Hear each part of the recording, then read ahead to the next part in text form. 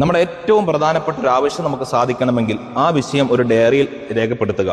എന്നിട്ട് ബഹുമാനപ്പെട്ട നമ്മുടെ ഉസ്താദിനോട് ചോദിച്ചു, ഏറ്റവും ആളുകൾക്ക് ആവശ്യമുള്ള, ഏറ്റവും ഗുണമുള്ള, ദുനിയാവും ആഖിറവും രക്ഷപ്പെടാൻ പറ്റുന്ന ഒരു കാര്യം പറഞ്ഞു തരണമെന്ന് പറഞ്ഞപ്പം മശായിഖന്മാരുടെ സമ്മതത്തോടുകൂടി ലക്ഷക്കണക്കിന് സ്വലാത്തിൻ്റെ മഹത്വം ലഭിക്കുന്ന ഒരു സ്വലാത്ത് ഉസ്താദ് പറഞ്ഞു തന്നു. ആ സ്വലാത്താണ് ഈ സ്ക്രീനിലുള്ളത്. ഇൻഷാ അല്ലാഹ് നിങ്ങൾ ചെല്ലണം. നിങ്ങളുടെ വീട്ടിലുള്ള മക്കൾ, കുടുംബങ്ങൾ എല്ലാവരെ കൊണ്ടും ചെല്ലിക്കണം.